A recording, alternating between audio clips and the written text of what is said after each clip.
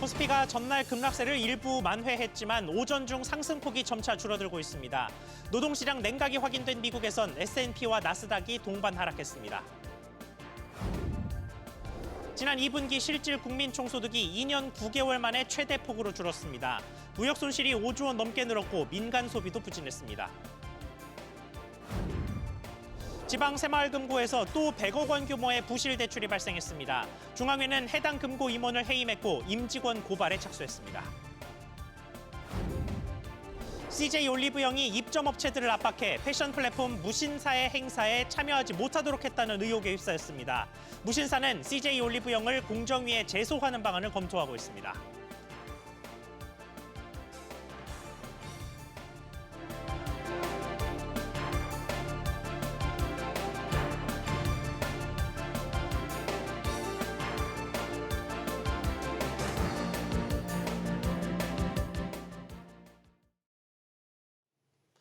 여러분 안녕하십니까? 뉴스 시작하겠습니다. 어제 급락했던 코스피가 낙폭의 일부를 만회하고 있습니다. 하지만 뉴욕은 여전히 불안한 모습을 보이고 있는데 취재기자 연결해서 시장 상황 짚어보겠습니다. 지웅배 기자. 네, 지웅배입니다. 네, 코스피가 장 초반에 잘 회복하면서 2,600선을 넘어서는 모습을 보였는데 그 상승분이 점차 좀 줄어드는 모습입니다. 네, 그렇습니다. 코스피는 장 초반부터 30포인트가량 끌어올리며 2,600선을 회복했다가 현재는 상당수 반납했습니다. 오전 11시 25분 기준 2,590선을 등락하고 있습니다. 오늘도 외국인이 팔고 있지만 개인이 1,200억 원가량 순매수하면서 매물을 받아주고 있습니다.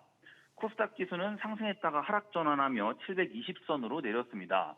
원달러 환율은 소폭 내리며 1,330원대 중반에서 거래되고 있습니다. 시가총액 상위 종목 중에서는 삼성전자가 소폭으로 오르고 있고 SK하이닉스가 3%가량의 강세를 기록 중입니다. 이 밖에 LG에너지 솔루션을 중심으로 2차 전지의 오름세도 눈에 띕니다. 이와 함께 전기차 월간 판매량 최대치를 기록한 기아도 상승하고 있습니다. 이와 함께 네이버와 카카오도 모처럼 반등 중에 있습니다. 호실적 전망에 LG 디스플레이와 카지노 규제 완화 소식에 강원랜드 등이 급등 중입니다. 이와 함께 법 제어 가능성이 제기되면서 하나투자증권 등 토큰증권 관련주도 시장에 관심을 받고 있습니다. 네, 앞서 뉴욕 증시는 다소 불안한 모습을 보였죠. 네, 다우지수가 0.09% 오른 반면 나스닥과 S&P 500 지수는 각각 0.3%, 0.16%씩 하락했습니다. 구인은 줄고 해고는 늘어나는 등 노동시장 냉각의 지표로 확인되며 경기 침체 우려가 계속됐습니다. 엔비디아는 간밤에도 1.7% 추가 하락하며 이틀 사이 시총이 430조 원가량이 증발했습니다. 이 가운데 금융정보 플랫폼 피사이드 인베스터에 따르면 현지 시간 3일 하루 11개 비트코인 현물 상당 지수 펀드에서 넉 달 만에 최대 규모인 3,800억 원이 순유출되기도 하였습니다. 내일 나오는 미국 8월 고용 보고서가 이에 시장 방향성의 최대 분수령이 될 전망입니다. SBS 비즈 지웅배입니다. 이어서 우리나라의 살림살이와 관련된 소식들 연달아 전하겠습니다.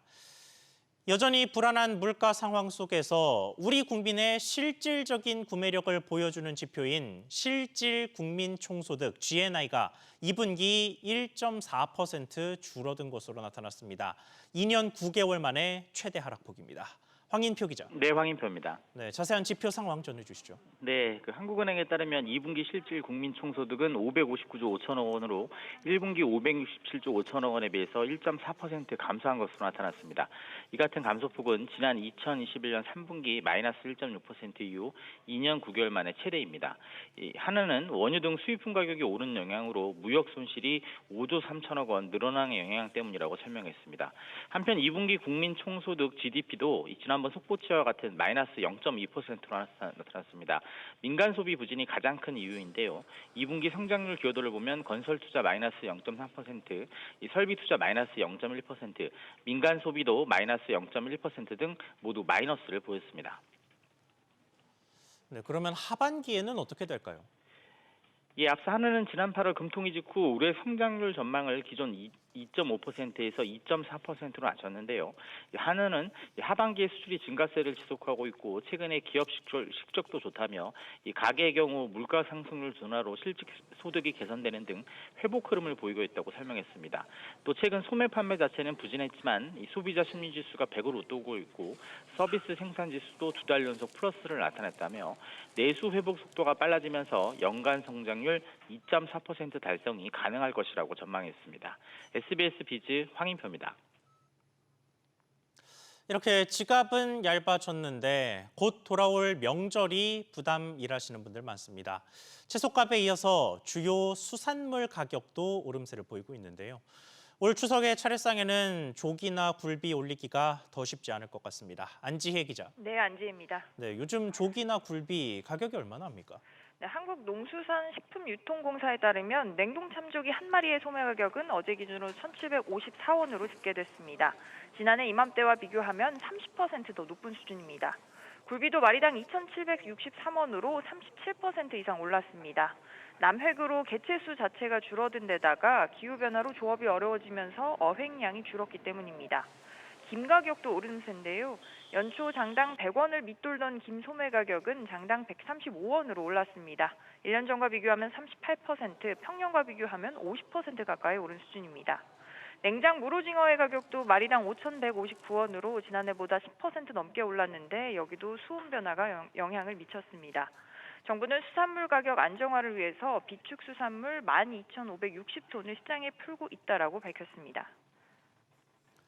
네, 이러면 올해도 추석 차례상 비용이 만만치 않겠습니다. 네, 통계로 보면 지난해보다 나아지기는 했습니다. 가격조사기관인 한국물가정보는 올해 4인 가족 기준 차례상 비용이 전통시장은 30만 2,500원, 대형마트는 39만 4,160원으로 지난해 추석보다 2%가량 줄었다라고 밝혔는데요.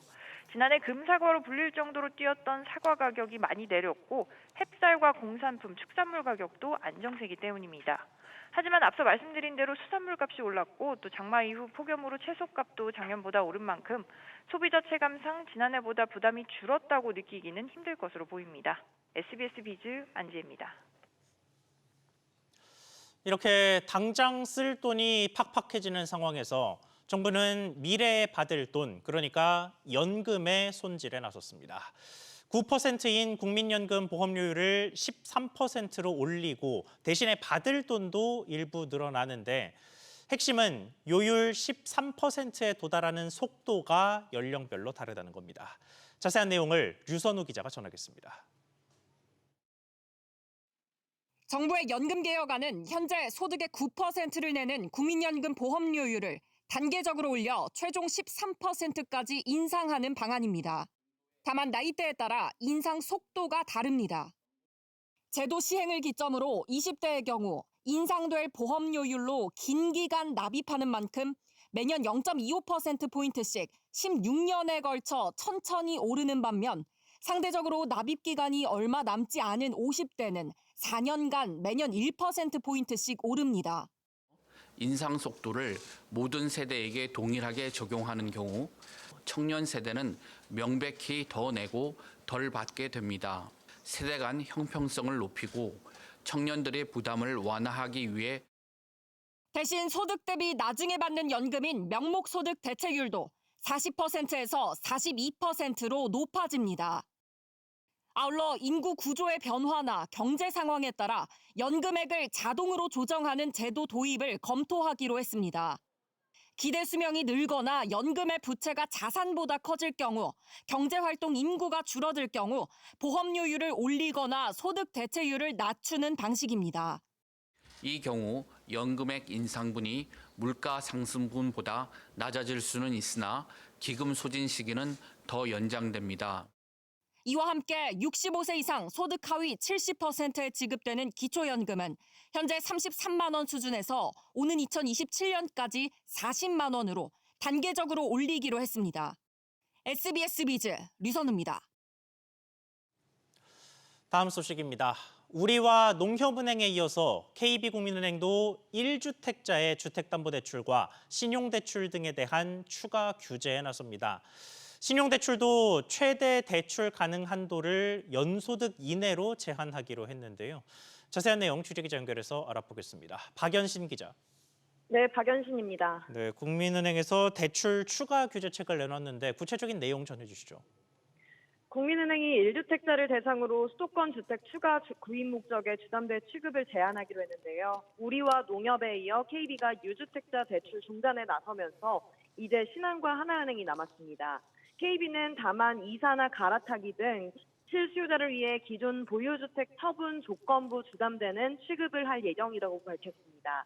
또 현재 시행 중인 2주택 이상 보유세대 주택에 대해 추가 구입 목적의 주담대를 제한하는 규정은 변함없이 시행한다고 덧붙였습니다. 신용대출 한도도 줄이기로 했는데요. 신용대출 최대 가능 한도를 연소득 이내로 제한하겠다는 겁니다. 국민은행은 본인 대출 가능 금액과 연소득에서 전 은행권 보유 신용대출을 뺀 금액 중 적은 수치를 빌려주겠다는 계획입니다. 네, 그런데 금융당국이 당초에는 대출 규모를 줄이라고 은행들을 압박하다가 실수요자는 보호해야 한다라는 방침을 내놓으면서 은행권들이 규제를 재손질하고 있죠. 네, 시중 5대 은행 가운데 하나은행을 제외한 나머지 4곳이 조건부 전세자금 대출을 한시적으로 중단하기로 했는데요. 어제 이복현 금융감독원장의 실수요자 간담회 직후 은행권들이 규제 재검토에 들어간 것으로 나타났습니다. NH농협은행의 경우 조건부 전세대출의 실수요자 피해를 감안해 예외의 움직임이 있을 수 있을 것 같아 세부적인 조건을 다시 정하겠다고 밝혔고요. 국민은행은 11월 1일부터 조건부 전세자금 대출을 다시 취급할 예정이라고 설명했습니다. 이 원장이 기준을 맞춰야 혼선이 없다는 입장을 내놓은 만큼 조만간 은행 간 조율안이 나올 가능성이 높습니다. SBS 박연신입니다. 새마을금고에서 또 부실 대출이 터졌습니다. 이번엔 대구에서 100억 원 규모 대출이 부실화된 것으로 나타났는데 중앙에는 이 지역 금고 이사장 등을 해임하고 법적 대응에 나섰습니다. 단독 취재한 기자 연결하겠습니다. 오서영 기자. 네, 오서영입니다. 네, 일단 대출이 부실화된 상황부터 전해주시죠. 네, 지방새마을금고가 건설사에 내준 대출이 부실난 건데요. 건설사가 허위계약 서류 등으로 불법 대출을 내면서 대출 손실이 불가피해진 상황입니다. 지난달 말 기준 해당 대출의 부실 규모는 102억 원에 달하는데요. 이 중 금고가 회수한 금액은 18억 원에 그칩니다. 나머지 84억 원가량이 고스란히 손실로 잡힐 수밖에 없는데 해당 금고는 건설사를 대상으로 민형사 소송에 나설 거라고 밝혔습니다. 네, 그러니까 건설사에게 속았으니 소송을 하겠다는 건데 대출의 문제를 이 금고에서 모를 수도 있었습니까? 그렇게 보기는 힘든 상황입니다. 중앙에도 이미 금고 임직원의 책임을 물었는데요. 이번 대출 부실로 이사장을 포함한 임원 3명이 해임되고 직원 2명이 면직, 3명이 감봉 조치된 것으로 확인됐습니다. 중앙에 따르면 해당 금고는 무담보 대출에다 동일인 대출한도와 권역 외 대출한도도 초과해 대출을 취급한 것으로 드러났습니다. 특히 이중계약된 허위 임대보증금을 담보로 대출을 내줬고 실제 채무자인 법인과 대표, 사내이사, 감사 등이 모두 동일한 관계법인들의 분산에 대출해주면서 사실상 한도 초과 대출을 내준 겁니다. 새마을금고 중앙에는 현재 부실대출 사건과 관련된 금고 임직원들을 이달 중으로 고발하기 위한 단계에도 착수했다고 설명했습니다. 다만 대구의 다른 한 금고에서도 수십억 원의 부당대출이 나가면서 지난달 말 이사장이 해임되는 등 중앙의 제재가 잇따르는 상황인데요. 같은 수법이 여러 금고에서 반복되면서 특단의 조치가 필요하다는 지적도 나옵니다. SBS 위즈 오서영입니다. 회사마다 사업의 구조가 조금씩 다르긴 하지만 국내 캐피털사의 주요 수입원 중 하나는 자동차를 살 때 대출을 내주는 사업입니다. 그런데 미래에셋캐피탈이 자동차 금융사업 진출 8년 만에 이 사업을 중단한 것으로 확인됐습니다. 역시 단독 취재한 기자 연결해 보겠습니다. 박규준 기자. 네, 박규준입니다. 네, 자동차 금융 중단 소식 자세히 전해주시죠.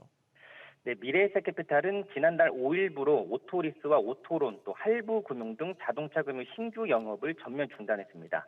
이 회사는 신차 리스 중심의 자동차 금융 사업을 해왔었는데 이제 신규 이용이 막히게 됐습니다. 미래에셋캐피탈이 자동차 금융 시장에 진출한 건 2016년 11월입니다. 당시 시설 대여업과 할부금융업 등록을 했고 서울 양재동에 오토금융점을 오픈하면서 사업 의지를 보였습니다. 미래에셋캐피탈은 벤츠 등 외제차를 매입해서 개인과 법인 고객에게 빌려주고 월 대여료를 받는 방식으로 영업을 해왔습니다. 한때는 자동차 등 리스 자산이 약 1조 원이 될 정도로 사업이 잘 풀렸던 것으로 알려졌습니다. 네, 그런데 이렇게 사업을 중단한 이유가 뭡니까? 네, 8년 만에 중단한 건 신차 금융시장 과열로 수익성 전망이 어둡다고 판단했기 때문입니다. 회사 관계자는 자동차 금융 관련 외제차 리스 업무를 주로 했었지만 시장이 과열돼 있다고 판단해 신규 리스를 중단했다고 설명했습니다.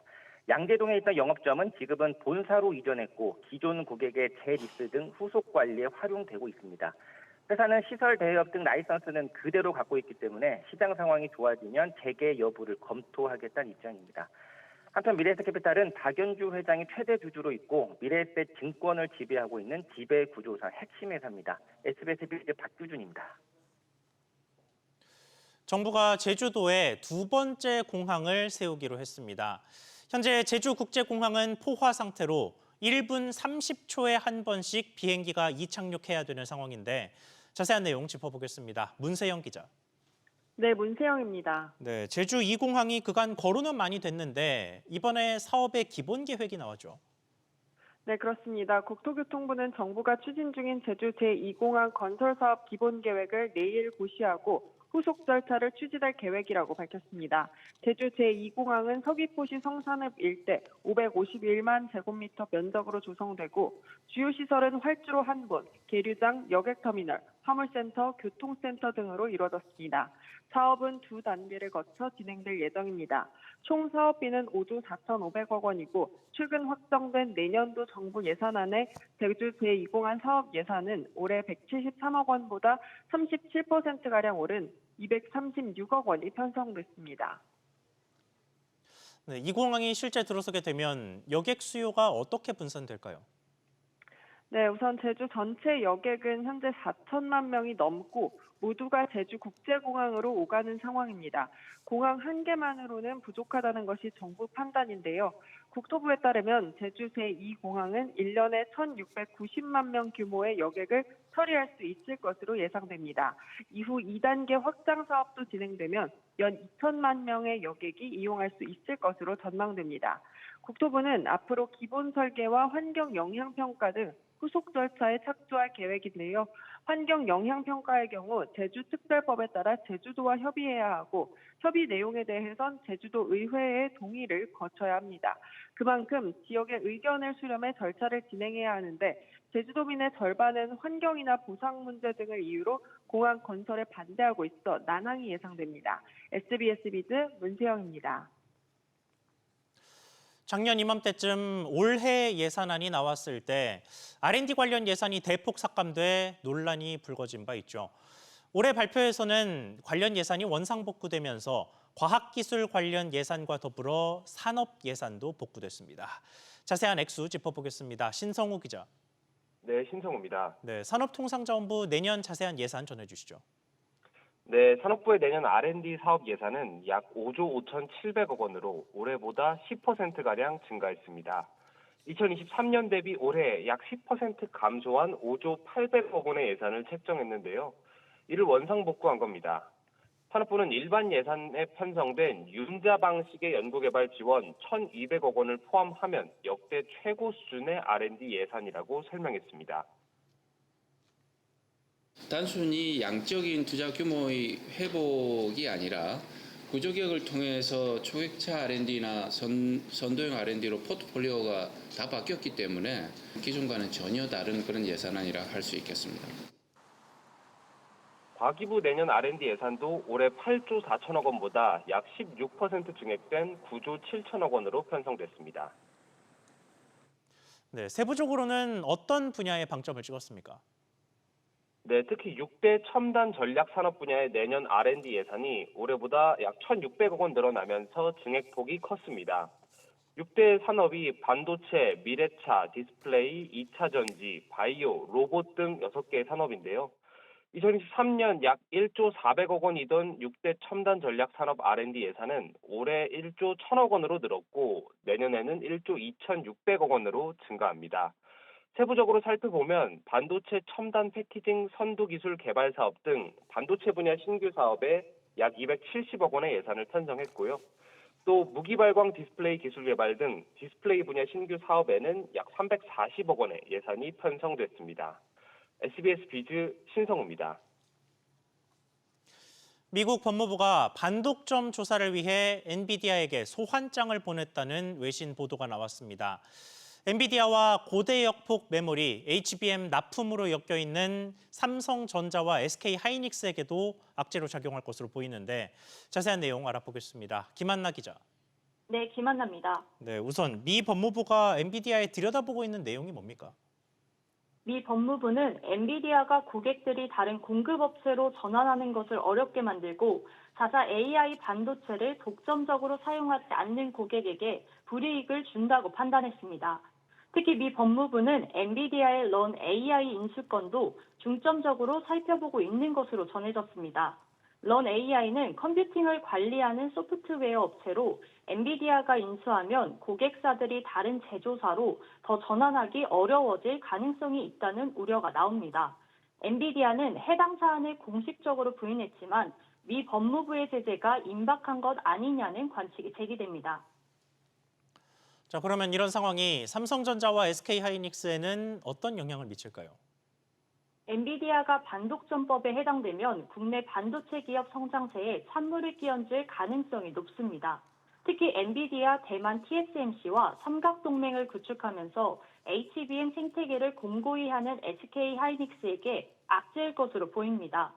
SK하이닉스는 지난 3월부터 5세대 HBM 8단을 엔비디아에 납품하기 시작했고 5세대 HBM 12단도 올해 4분기부터 납품할 것으로 예상됩니다. HBM 최대 판매처인 엔비디아가 규제를 받으면 성장세가 둔화될 수 있습니다. 삼성전자도 엔비디아의 5세대 HBM 콜 테스트 통과가 얼마 남지 않았다는 외신 보도가 연이어 나왔는데 엔비디아 수혜 효과가 제한될 수 있습니다. 다만 삼성전자는 미국 AMD에 HBM을 공급할 예정이어서 엔비디아 변수에서 상대적으로 자유로울 수 있다는 분석도 나옵니다. SBS 비즈 김한나입니다.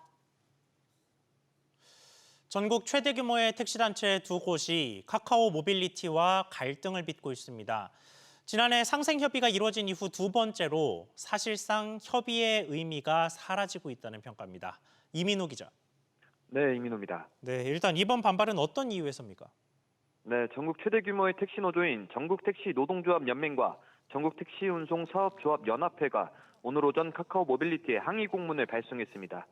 주된 내용은 이번에 카카오 모빌리티가 신규로 설립하는 지역 참여형 가맹본부에 대한 깜깜이 심사 논란입니다. 택시업계 측은 심사회 구성과 관련해 어떠한 기준도 일절 외부에 공개하지 않고 있어 향후 공정성과 신뢰성이 심각하게 훼손될 수 있다고 지적했습니다. 이외에도 기존 지역본부의 불합리한 운영 행태에 대한 지속적인 문제 제기가 이뤄졌지만 충분한 조치가 이뤄지지 않았다고 주장했습니다. 지난해 카카오 모빌리티와 택시 4단체가 합의 이후 복수의 택시단체가 항의 공문을 보낸 건 이번이 두 번째인데요. 앞서 지난 3월에는 택시단체 4곳이 함께 카카오의 일부 가맹지역본부가 가맹계약 연장을 종용하거나 부당한 수수료를 징수했다며 공문을 발송한 바 있습니다. 카카오 모빌리티는 이와 관련해 심사위원장은 공정성 확보를 위해 외부 추천으로 선정하고자 하며 최종 구성이 완료되면 안내될 예정이라고 해명했습니다. 네, 일단 카카오 입장에서는 나름의 자구책을 내놨는데 난감할 수밖에 없겠습니다. 그렇습니다. 카카오는 지난해 독과점 논란에 대한 자구책으로 수수료를 낮춘 새 가맹 모델과 신규 가맹본부를 내놓겠다고 밝혔는데요. 카카오는 지난 7월 수수료 2%대의 새 가맹 택시 모델인 네모 택시를 출시했고 지난 2일부터는 지역 참여형 신규 가맹본부 모집 신청을 받고 있습니다. 지난해 택시업체와의 상생협약 이후 구체화된 해법이었지만 카카오의 자구책이 다시금 업계 종사자의 반발에 직면하면서 상생협의가 또다시 난관에 봉착했습니다. 현재 카카오 모빌리티는 콜 몰아주기 논란으로 공정위 제재를 받았고 증선위는 회계 조작 이슈로 추가 제재 결정을 앞두고 있습니다. 이런 상황에서 택시업계 종사자와의 갈등까지 심화될 경우 또 다른 뇌관이 될 전망입니다. SBS 비즈 이민호입니다. K-뷰티 시장이 커지면서 업체 간의 신경전이 격해지고 있습니다. 패션 플랫폼 1위 무신사가 뷰티로 영역을 확장하자 뷰티의 강자인 CJ 올리브영이 갑질 성격의 견제를 하고 있다는 의혹이 불거졌습니다. 자세한 상황 취재기자 연결해 보겠습니다. 정보윤 기자. 네, 정보윤입니다. 네, 일단 현재 상황과 관련해서 무신사가 CJ 올리브영을 상대로 법적 조치를 검토한다고요? 네, 무신사는 CJ 올리브영을 업무방해 혐의로 공정거래위원회에 제소하는 방안을 검토하고 있습니다. CJ 올리브영이 일부 업체에 내일부터 예정된 무신사의 대규모 뷰티 행사에 참여하지 말라는 압력을 넣었다는 의혹이 제기된 데 따른 겁니다. 무신사는 행사 직전 10% 이상의 중소브랜드가 돌연 참여를 취소한 것으로 파악하고 있습니다. 이런 가운데 한 중소업체는 CJ 올리브영이 행사 독점을 강요하는 갑질을 했다며 어제 공정위에 신고를 접수했는데요. 의혹이 사실이라면 중소브랜드에 대한 갑질은 물론 무신사에 대해선 업무방해 혐의가 적용될 수 있습니다. CJ 올리브영은 얼마 전에도 비슷한 사안으로 과징금 처분을 받지 않았습니까? 네, 그렇습니다. 지난해 말 공정위로부터 과징금 19억여 원과 법인 고발 처분을 받았는데요. 2019년부터 지난해까지 일부 중소업체들에게 경쟁사에는 납품하지 말라고 강요하는 등 대규모 유통업법을 위반한 혐의입니다. 경쟁사들은 GS 리테일의 랄라블라와 롯데 롭스로 실적 부진해 지금은 시장에서 사라졌습니다. 당시 CJ 올리브영은 자정을 약속했지만 1년도 채 되지 않아 또다시 비슷한 의혹이 제기된 상황입니다. CJ 올리브영은 사실관계를 면밀히 파악해 필요한 조치를 취할 것이라고 밝혔습니다. SBS 비즈 정보윤입니다.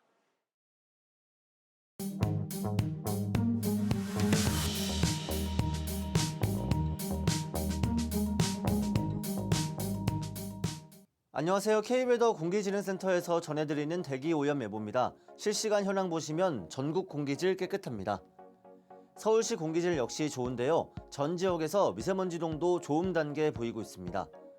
오늘 전국 하늘에는 구름 많은 가운데 서울, 경기, 강원, 영서, 충청 등 중서부 지방에는 낮 한때 비가 내린 후 개겠습니다. 오늘 낮 기온은 서울 29도, 광주 32도, 대구는 34도까지 오르겠고요. 공기질은 깨끗하겠습니다. WHO와 환경부 기준으로 오늘 전국 미세먼지 농도는 좋음 단계를 보이겠습니다. 당분간 전국 공기질은 양호하겠습니다. 대기 오염 예보였습니다.